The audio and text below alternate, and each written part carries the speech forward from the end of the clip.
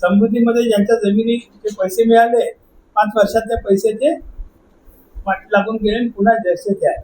असं मंदिरांवर वेळ येऊ नये म्हणून मंदिराच्या नावाने म्हणजे मंदिरांच्या देवताच्या नावाने ही जमीन दान केलेली आहे.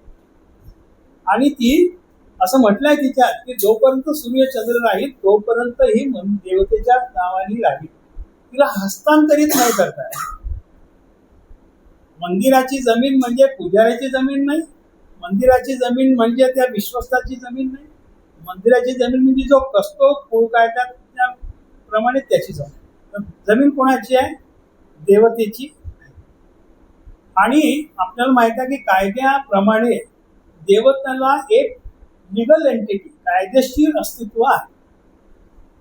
अयोध्येचा जो निकाल लागला प्रामुख्याने तो लागला होता अयोध्येची जी देवता रामलला एक पार्टी होती, त्या पार्टीच्या बाजूने निकाल लागला जमिनीचा. आणि म्हणून अयोध्येत जी मूर्ती आहे ती रामललाची आहे, मोठ्या रामाची नाही. हे त्याचं कारण आहे. आणि सुप्रीम कोर्टाने आतापर्यंत अनेक खटल्यांमध्ये निर्णय दिलाय की जमीन ट्रान्सफर होऊ शकत. महाराष्ट्राला 2010 मध्ये त्यांनी जो सर्क्युलर काढलं, GR काढला, त्यात हीच भूमिका. म्हणजे महाराष्ट्रात जेवढे कायदे आज 1827 पासून लागू झालेले आहेत त्या सगळ्याच्यात एक मूळ तत्व हेच आहे की जमीन ही देवतेची आहे, ती ट्रान्सफर होऊ शकत.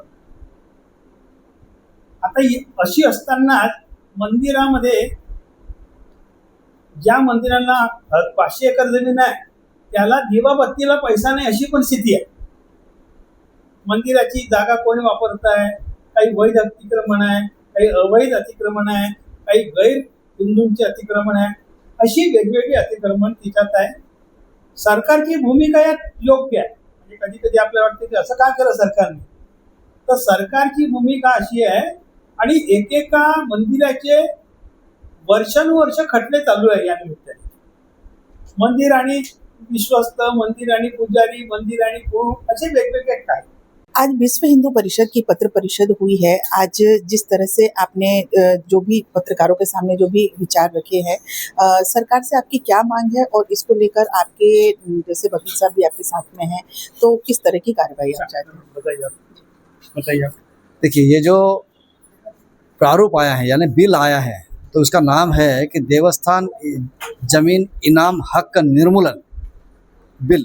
तो ये इनाम का जमीन का निर्मूलन कैसे हो सकता है? उसका तो संरक्षण होना चाहिए, संवर्धन होना चाहिए. हमारे देश की संस्कृति और सभ्यता के अनुसार मंदिर के पुजारी और मंदिर अपनी ऊर्जा स्थान है, केंद्र स्थान है, संस्कृति का स्थान है. तो यदि उनको और ये निरंतर चलता रहे, इसलिए उस समय के सेठ साहूकारों ने, राजों ने, श्रद्धालुओं ने कुछ जमीनें मंदिर को दी है कि भाई इस मंदिर के आने जो उत्पन्न आएगा उससे मंदिर का संचालन होते रहे. लेकिन वो मंदिर का संचालन नहीं हो, मतलब जमीनों का संचालन नहीं हो रहा, किसी ने उसके ऊपर कब्जा कर लिया है, किसी ने वैध किया है, किसी ने अवैध किया है. कोई 2 रुपए का सिर्फ ठेका दे रहा है, कोई 10 रुपए ठेका दे रहा है. आज 5 से 10 हजार रुपये कम से कम 1 एकड़ का ठेका आना चाहिए. वो ठेका नहीं आ रहा. पूरा 100 एकड़ का ठेका 6,000 रुपये नहीं आ रहा है. तो फिर इसका संवर्धन होना चाहिए, संरक्षण होना चाहिए, उनका एक प्रावधान होना चाहिए कि भी कितना एकड़ का कितना पैसा आना चाहिए. उस हिसाब से शासन ने इसकी तरफ गौर करना चाहिए और उसका रेगुलेशन करना चाहिए. और इसीलिए ये जो बिल आया है, इस बिल में जो भी प्रावधान है वो मंदिर के हित में नहीं है. इसलिए ये हम इसका पुरजोर विरोध विश्व हिंदू परिषद करके कर रहे हैं. सभी मंदिरों में, गाँव में, जिलों में हम इसका लोगों तक ये विषय लेकर के जा रहे हैं. सभी को हमने कलेक्टर, कमिश्नर और मिनिस्टर के पास में ये सारा निवेदन हमारा गया है. हमारी पहली मांग है कि सबसे पहले 5 जून तक इसका जो आक्षेप अपने को वहाँ पर दर्ज कराना है. तो वो तो यानी उसको क्या बोलेंगे, फर्स्ट एड क्या है, तो 5 का 30 कर दो, यानी हमारे पास में समय आएगा. और 30 के बाद हम जितना भी आपको आक्षेप देंगे तो ये पूरा जो कानून है उसको खत्म कर दो. इस पूरे जैसे कि संक्षिप्त में वकील साहब ने बताया, इस पर आपका क्या कहना है?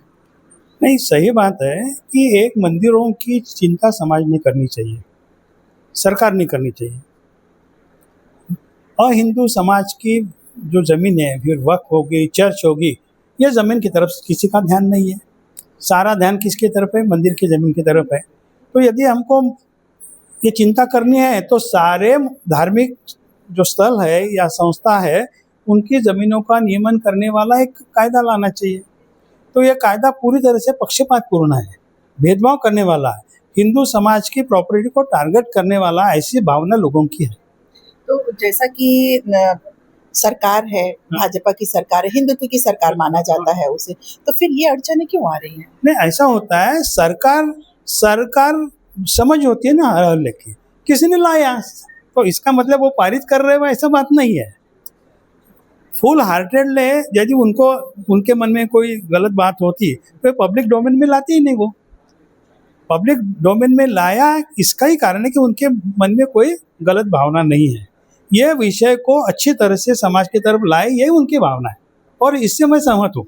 सरकार की कोई दुर्भावना इसके प्रति में नहीं है, लेकिन कम नॉलेज के कारण, पूरी तैयारी नहीं, अभ्यास नहीं, इसके कारण ऐसा एक विषय आगे आया है, उसको हमको करेक्ट करना है। जी, तो जैसा कि आपने सुना कि ये जितनी भी जो भी प्रक्रिया है कानून के मद्देनजर रहते हुए पूरी होगी और सरकार से बातचीत चल रही है, जिसमें आने वाले समय में इसका रिजल्ट अच्छा ही होगा। जिस तरह की प्रक्रिया को लेते हुए मंदिरों का जमीन का उन्मूलन किया जा रहा है, उससे कहीं ना कहीं विश्व हिंदू परिषद अस्वस्थ है और इसी बात को लेकर आज पत्र परिषद यहाँ पर ली गई और आगे देखने वाली बात ये होगी कि सरकार इस पर क्या कदम लेता है, क्या कदम उठाता है। और यूं ही अनेकों नेक जानकारी के लिए बने रहे न्यूज़ फर्स्ट पर रीता खरेदे के साथ। निष्पक्षता का कदम, आपकी हर समस्या में आपसे पहले दिखेंगे हम हैं न्यूज फर्स्ट। ईश्वर का सच, हमारा साहस और आपका विश्वास। सच, साहस और विश्वास।